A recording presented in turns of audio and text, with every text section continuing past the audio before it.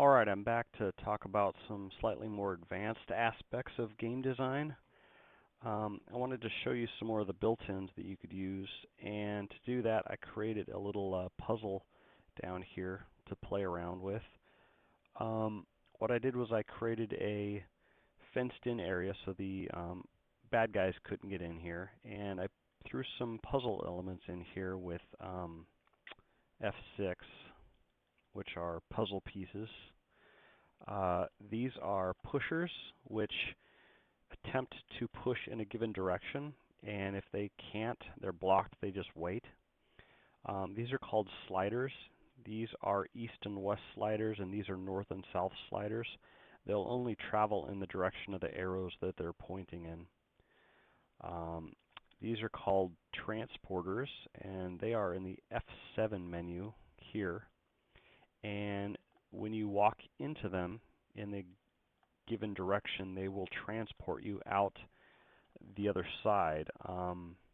What that means is if you walk in this side, you'll pop out this side, unless there's something here blocking it, in which case you will go to another transporter facing the other direction and pop out that side. Alright, so I've got a sign out here. The sign says save before entering. It's a reminder to the player to save the game before they go into here, and I'm going to press F3 to save my game so that if I screw up I can restore. So this is the gate. I've got to go in, and you immediately push a crate and a slider comes over and blocks the door that won't permit you to go back out again. So the only way to get out is with this transporter here, and the only way I can go through this transporter to the outside of the gate is if I'm to put something right here blocking its path. So I've already screwed up because I needed to push this boulder down here to get myself out. So I'm going to restore my game with F4. I'll be a little more careful this time, and I'll push this boulder down here. And I can push the boulder around the transporter, but I can also just push it through the transporter. Like that. Now when I walk through, I go to the outside, and if I try to go back from this direction, it won't let me because there's nothing blocking this side. So that creates a one-way door, essentially. So if I go back in there now, I use this other boulder. I can use that boulder here to push this slider, but as soon as I do, the rest of these sliders are going to move and they're going to block me in. So I'm going to need to be able to get out again. So what I'm going to do is push the boulder inside with me and use it on that transporter down there to get back out. I'll show you what I mean. Okay, so now I'm trapped inside here, but I can pick up this key and I can push this boulder over here in order to get out. Now I've completed that puzzle, and it's locked from me entering it again. I can open the gate, but I can't move past that slider. I can take my key inside here, and as you can see, I've changed a few things about this room. I made the bullets red and put them on a cyan background. And I added a little room here that's locked, and I put a locked door so that I could collect that key and go into here to get a prize, which is this chest full of bombs. So I found 10 high-strength bombs inside the chest.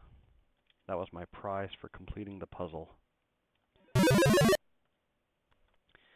So you'll just have to kind of play around with the different elements, the different objects in Megazeux that you can use. There's quite a few at your disposal, and surprisingly they work with each other pretty well in pretty interesting different ways. I'll show you what I mean. I'll make another object real quick that has a kind of interesting function. These are rotating blocks. This one rotates clockwise, and this rotates counterclockwise. Let's make a clockwise one. And I'll play this board real quick. I'll push a boulder down to it and watch what happens. I'm sorry, not a boulder. It's a crate. See, it picks it up and starts spinning it around. It does the same thing to me. If I walk into it, it spins me around. It does the same thing with the crate. And if I push the crate away from the spinner, it stops moving around it. So probably one of the best ways to figure out how things work is just to play around with them. You know, plop them down on the board and then press Alt-T to just test it and see what happens. But another way is to press F1 for help and just start reading some stuff about the help file. If you read this section here called the Mirth of Built-ins, it gives you a rundown of what every single object you can select in the game is and how it does and how they interact with one another. It's a huge section. There's a lot of things to read about in here. And I would suggest at some point taking a look at it just to open your eyes up to some new things you probably didn't know about. I should also mention that the help file is also available online. If you go to digitalmzx.net, select this option here, Online Megazeux Help, and it is an exact recreation of the help file online, and every section is recreated here. It's all the same thing. With one great exception, you have the ability here to search for topics by typing them into the search bar here. So if I was to type in an option like, oh, I don't know, say board exits, to figure out how to create different exits for a board, and searched it, it would come up with all of the relevant options here. And you can read a small clip of the section here, separated by these black lines to show the different sections of the help file. And if you want to jump to those, you just click one of these options here. And then it's got the, it jumps to the section that talks about what you were searching for. Speaking of board exits, I should probably cover how to create a exit point for your board now, besides just walking through doors and passageways. You can actually walk off the edge of the screen with your player, and to do that you press X to select board exits, and you tell the game which board you want each direction to lead to. I've already added a couple of boards that I want my first board to lead to. So I'm going to say board to the east will be board 3. And you can actually link to a board from more than one direction if you want to. You can link to a board from all 4 directions, so you can have every direction lead to the same board. But I'm going to say east and west will lead to board 3, and north and south will lead to board 4.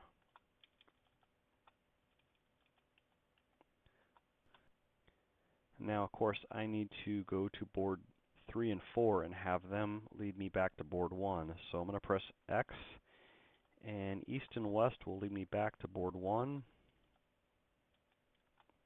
and north and south won't lead anywhere. So board 4 exits will be board 1, north and south, and east and west won't be anywhere. So now if I want to go test it, I can walk to board 3 by going east and west.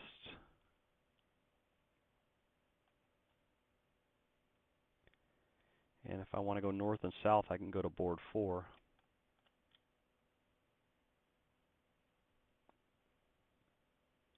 Oh, that's a long board.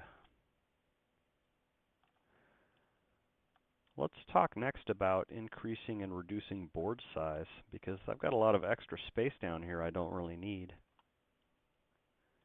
You can reduce the board size with Alt-P. You can also increase it. So what if we wanted to reduce the board size?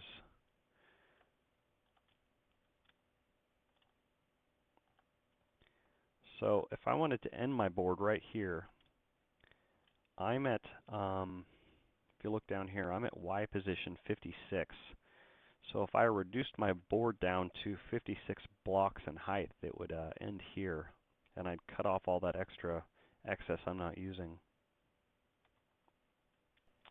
Okay, now I'm going to leave my board width at 100, but I'm going to change my board height down to 56. 56. And when you hit OK, it'll ask to confirm, are you sure you want to reduce board size? Because this can't be undone. If you do this and you cut off something you needed, you're basically screwed unless you saved it. So that reduced my board size down to 56, and I cut some fat. So I'm going to want to do the same thing with board 3, because you want the board you lead to be the same size.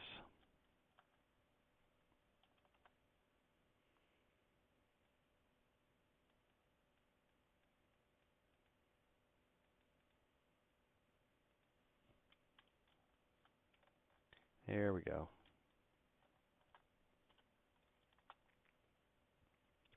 You can also increase board size too, up to quite a bit. I wouldn't go too big. You can make it as big as you want. I mean, you can make it 4,000 characters wide if you want to, although there's not really much point in doing that, and it will eventually just slow your game down, especially if you have a lot of content on a board, because all of that content is basically running at once. So you don't want to make your boards too large, although there really isn't a set limit. I think the theoretical limit is probably 32,000 blocks wide by 32,000 some odd blocks high, but you'd wind up with a very large game file and a very slow running board if you were to actually do that. So keep it within reason, you know. A width of 500 and a height of 200 it's a pretty good sized board, and you can really do a lot with that, so you probably don't need it much bigger than that, I would say. Viewport X and Y position, if you change those, it will create a border around your screen. So it basically reduces the size of the screen that you can see. And you would need to change viewport width and height as well. So right now it's set up to be full screen, and if I reduced the X and Y position and the board width and height, it would create a border around the screen. I'll show you what that looks like real quick.